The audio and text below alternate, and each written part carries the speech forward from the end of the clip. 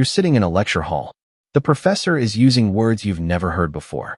Everyone around you seems to know something you don't. They raise their hands. They ask questions. They nod like everything makes perfect sense. And you're sitting there wondering if you're the only one who feels completely out of place. You're not. The real answer is far stranger. You're not behind. You're not underprepared. You are doing something your family has never done before. And that weight is real. But it's not a weakness. It's the beginning of something that no one else in your family has ever experienced. Let's start with the feeling that haunts most first-generation students. It's called imposter syndrome, and it hits you harder and earlier than almost any other group on campus. 70% of college students experience imposter syndrome, but for first-gen students, that number jumps to 82%. 82% of you feel out of place. 82% of you wonder if you deserve to be here. Here's what that feeling actually looks like. You get an A on an exam, and you think the test was easy. Not that you studied hard. You dismiss praise from a professor. You assume they're just being polite. You overwork yourself studying 14 hours when 6 would do. Not because you need to, but because you're terrified of being found out. You compare your insides to everyone else's outsides, and everyone else looks confident. So you assume they feel it too. This is the first-gen trap, and it's exhausting. But here's the most important thing to understand. Imposter syndrome is not a sign that you don't belong. It's a sign that you care deeply. The students who feel nothing when they walk into college are often the ones who don't push themselves. You care about succeeding. You care about your family. You care about building a life they never had. And that caring is not a problem to fix. It's a foundation to build on. Now let's talk about something nobody told you. College has an invisible instruction manual. Students whose parents went to college absorb these rules growing up. At the dinner table, through family stories, through campus visits they took as children. You're learning them in real time. And that's okay. Here are the rules nobody tells you. Office hours are for everyone. Professors expect students to visit. It is not annoying. It is exactly what that time is for. Students who attend office hours consistently get better letters of recommendation and more opportunities. Email subject lines matter. Always include your full name, your course code, and your topic. Question about essay gets ignored. English 101 essay question. Your name gets answered within hours. Syllabuses are contracts. Read the syllabus completely on day one. Every deadline, every grading breakdown, every policy. Professors are not obligated to repeat what the syllabus already says. Campus resources are included in your tuition. Writing centers, tutoring, mental health counseling, career services, free software. Most first-gen students never use them. And that is a significant mistake. You already paid for these things. Use them. Let's build confidence from the ground up, not through motivation, through daily habits. Here are 10 micro habits that actually work. Morning. Write one thing you're capable of, not grateful for. Capable of. I am capable of finishing this assignment today. Capability statements prime your brain for action. Takes 90 seconds. Sit in the first 3 rows of every class. Students in the front rows earn higher grades on average. More importantly, professors remember their names. This one seating change changes your entire semester. Ask or answer one question per class. 1, not 10.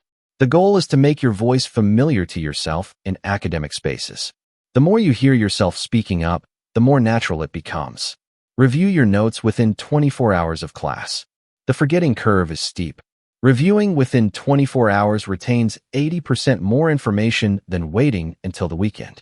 15 minutes of review saves 4 hours of relearning. Send one connection message per week. Email a professor. Message a classmate about a study group. Connect with a career center advisor. One message per week. That's 40 connections per academic year. Track one win before bed. Write it in your phone notes. Finish the reading. Ask a question in econ. Email the professor about an internship. Small wins compound into an unshakable record. Use campus resources once per month. Writing center for an essay draft. Tutoring for a concept you're stuck on. Career center for a resume review. These services exist for you, and most students never use them. Say your major and year out loud when introducing yourself.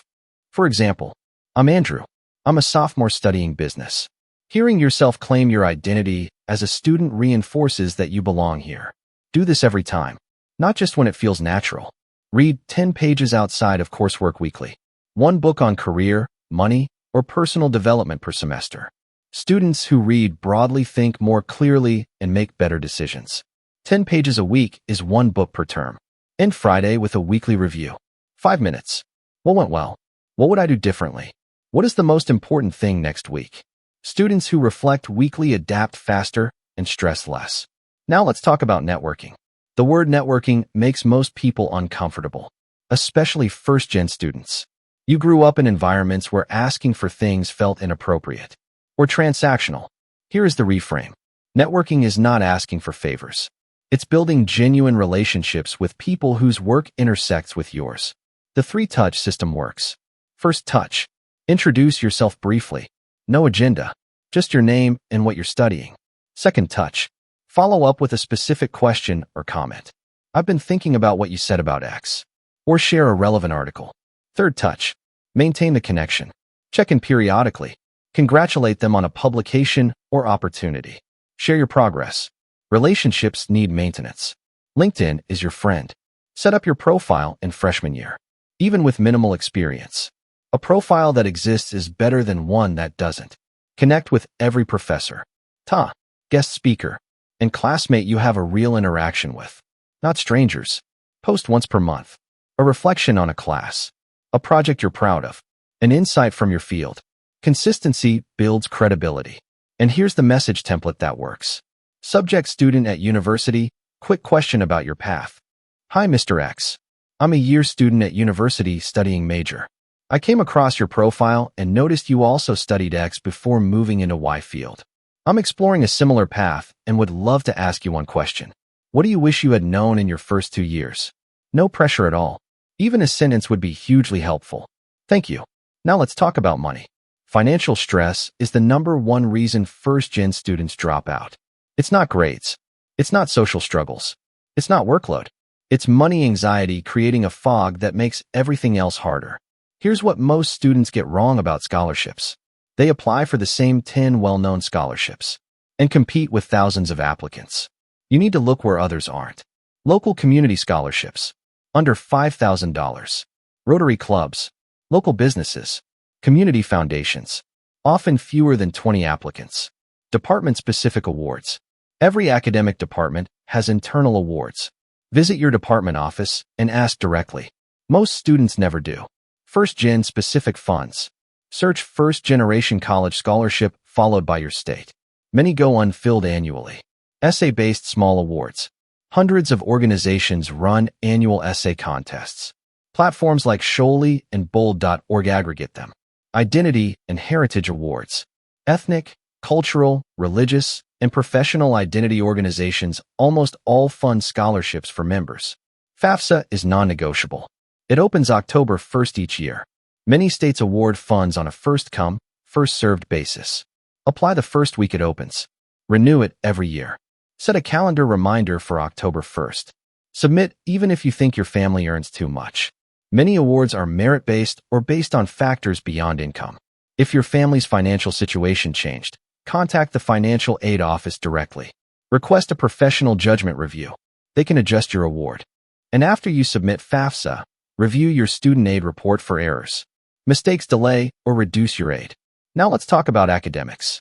First-gen students often work harder than their peers but get lower grades. Not because of ability, but because of study strategy. High school rewards memorization and completion. College rewards understanding, application, and self-direction. Here are study methods that actually work. Active recall. Test yourself instead of rereading. Cover your notes and recall from memory. Dramatically more effective than highlighting. Spaced repetition. Study material across multiple short sessions rather than one long session. Use Anki, it's free. The Feynman technique. Explain the concept as if teaching it to a 10-year-old. Where you struggle to explain, you have not truly understood. Pomodoro method. 25 minutes focused work. 5 minutes break. Repeat. After 4 cycles, take a 20-minute break. Prevents the 4-hour studying session that retains nothing. Past exam practice. Most professors reuse question styles and even questions. Find past exams on the department website or ask classmates from previous years. Study groups. 1 hour maximum. Assign each person a topic to teach the others. Unstructured study groups become social time. Now let's talk about the most painful part. Navigating your relationship with family while you change. You're learning things they don't know. You're entering spaces they've never seen. You're becoming someone new. And that can feel like leaving people behind, even when you're not. Here are common tensions and how to handle them. When are you getting a real job? They love you and are worried. Translate your path into their language. I'm building the skills for a career that pays this amount by age 25. The degree is the foundation. Numbers and timelines reassure people who didn't experience this path. Guilt about not being home enough. Boundaries are not rejection. You can love your family fully and still need space to study, grow, and fail without an audience. Schedule consistent family time so absence doesn't feel like distance. Family financial expectations. Have a clear, calm conversation early. I want to help. I need 2 years to build a foundation first. Here's my plan. Vague promises create resentment. Specific timelines create trust. College changed you. You are changing. That is the point. But you don't have to lose your roots to gain new ones. Bring your family into your growth where you can. Share what you're learning. What excites you? First-gen guilt. Feeling guilty for having opportunities your family didn't is common and exhausting. Reframe it. Your success is not a betrayal. It is the entire point of every sacrifice they made. Call home once a week on a consistent day. Not to report your struggles, just to stay connected. Predictable contact prevents the drift that makes family feel left behind. Now let's talk about mental health. First-gen students carry a specific kind of weight. You're managing coursework, finances, family expectations, social adjustment, and imposter syndrome. Simultaneously, often without anyone at home who has been through it. This is not a small thing. It compounds. 45% of college students report feeling depressed. 63% of first-gen students report high stress levels. 1 in 3 students who drop out cite mental health reasons. Here are early warning signs of burnout. Chronic exhaustion that sleep doesn't fix. Feeling detached or cynical about your courses and goals. Difficulty concentrating even on things you used to enjoy. Increased irritability or emotional numbness. Skipping classes or social activities you previously valued. Physical symptoms. Headaches. Stomach problems. Frequent illness. Procrastinating on everything, including things that matter most. What to do when burnout hits. Stop and assess. Do not push through. Pushing harder into burnout makes it worse and longer. Take 48 hours to genuinely rest before making any big decisions. Talk to someone. Campus counseling. A trusted professor. A peer. Burnout kept private is burnout that grows. You don't have to manage this alone. Drop non-essentials temporarily. Identify your 3 most important responsibilities and protect only those for 2 weeks. Everything else waits. Review your workload honestly. Are you taking too many credits? Working too many hours? Something may need to change structurally, not just emotionally. Use campus mental health resources. Most campuses offer free counseling sessions.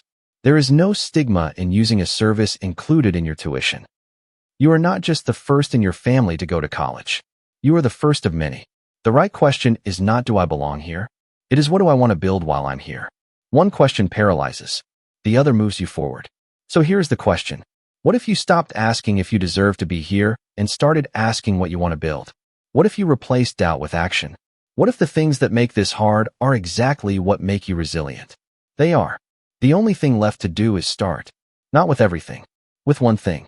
One micro habit today. One question in class tomorrow. One connection next week. That's where it begins. That's where your confidence begins. If this video helped you reframe your first-gen experience, hit that like button. It genuinely helps more first-gen students find this content. Subscribe to Playbook Lab for more practical strategies that actually work for how you're built. And if you want the complete step-by-step system, the full First-Gen Confidence Playbook is linked in the description below and pinned in the comments. It covers everything we didn't have time for today. Scholarships, FAFSA, study strategies, the 4-year game plan, and your complete 30-day confidence challenge. Go check it out. I'll see you in the next video.